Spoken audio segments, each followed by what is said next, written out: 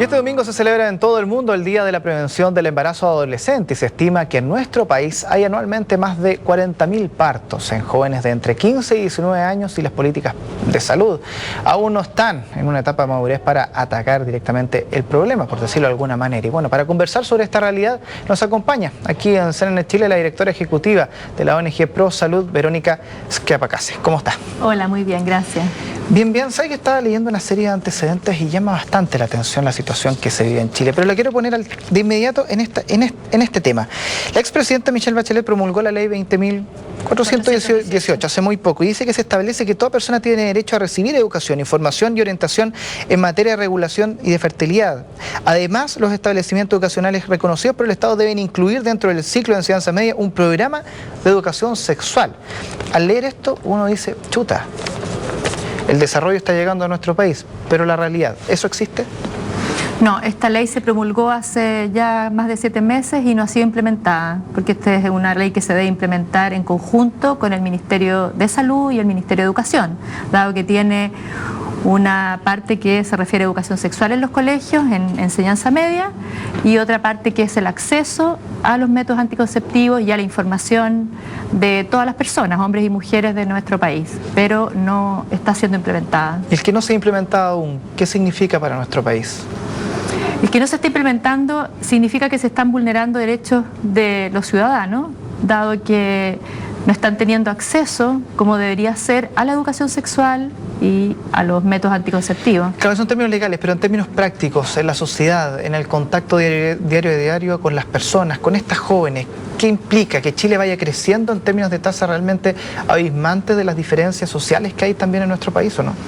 Claro, ocurre una tremenda inequidad, dado que estas políticas se implementan en establecimientos que son públicos, donde las chicas no tienen acceso a la educación, a la información en estos temas, no tienen acceso a los métodos y eso significa que no tienen herramientas para poder prevenir un embarazo que no está planificado y para prevenir también infecciones de transmisión sexual, el VIH, y que les den herramientas para además iniciar su vida sexual en forma sana, responsable, en poder tratar de retrasar el inicio sexual, en que estos temas se conversen abiertamente. ¿Y qué tan grave es la realidad chilena respecto a la realidad internacional? ¿Estamos bajo o estamos similares a qué estándares?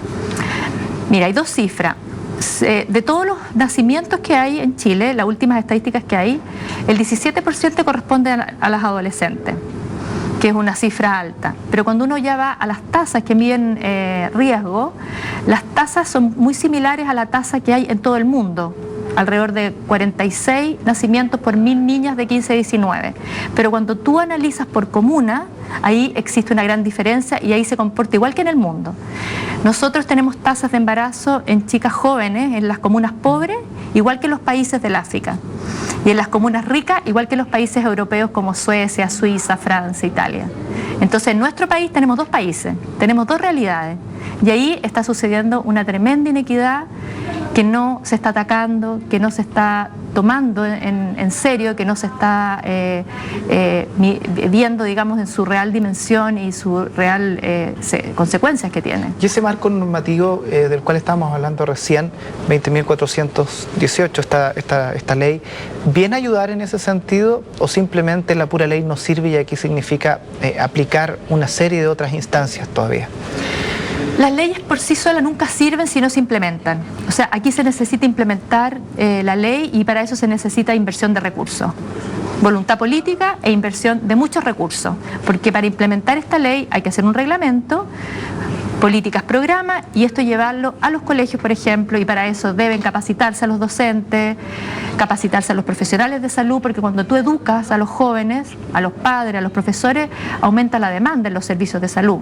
Y los profesionales de salud tienen que estar preparados para recibir esa demanda. Ahora, si hablamos de voluntad política, hay una información que surgió el día de hoy que llama un poco la atención y que me gustaría también consultarse respecto a esto de que el gobierno en Coquimbo, en Coquimbo, a través del Ministerio, estaría prohibiendo la distribución de la píldora del día después. ¿Esto ustedes lo tenían en conocimiento? ¿Era algo que podía suceder?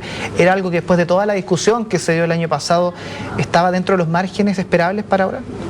Ahora, lo que dice el ordinario del Ceremi... Que las matronas lo entreguen, en el fondo. Claro, lo que dice el ordinario del Ceremi de Salud de Coquimbo es que las matronas no podemos entregarlo, yo soy matrona. Y entonces aquí hay dos explicaciones. O el Ceremi de Salud está desinformado, desactualizado y no conoce cómo funciona el sistema de salud pública, o está realmente colocando una barrera, un obstáculo para que las mujeres puedan acceder a este método, por lo tanto, está vulnerando un derecho que es el poder prevenir un embarazo no planificado. Las matronas desde el año 97, o sea, hace 13 años, por una ley que cambió el Código Sanitario, pasamos de tener las actividades de planificación familiar como delegadas del médico a ser propias de la matrona. Por lo tanto, nosotros podemos prescribir todos los métodos anticonceptivos, incluyendo la anticoncepción de emergencia.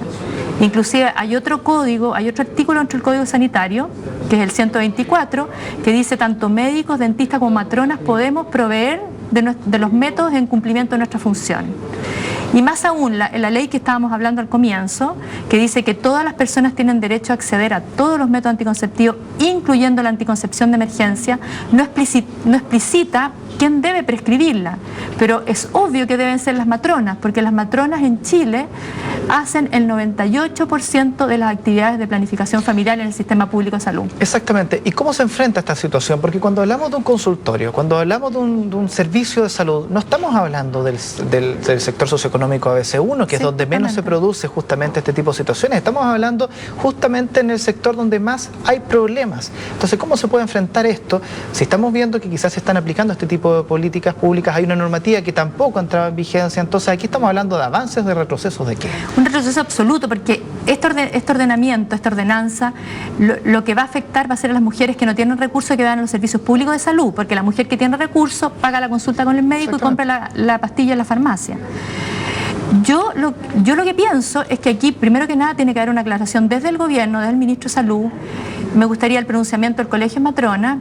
Y por otro lado, yo haría un llamamiento a las matronas y a matrones a declararse contrarios a esto, a rebelarse contra este ordenamiento, porque dentro de nuestra función y nuestra ética profesional está informar a las mujeres y entregarle todos los métodos anticonceptivos, y me parece absolutamente irracional que las matronas, por ejemplo, en Chile podamos colocar un implante con levonorgestrel que se coloca bajo la piel, podamos colocar un dispositivo intrauterino con levonorgestrel, que son técnicas mucho más complicadas, y no podamos prescribir una píldora que tiene levonorgestrel. O sea, me parece absolutamente irracional. Le quiero agradecer por estar junto a nosotros aquí en CNN Chile. Ya, muchas gracias a ustedes por invitarme. Bueno, y de esta forma entonces ponemos término a esta media hora de noticias, pero siga junto a nosotros a la compañía y la programación de CNN Chile.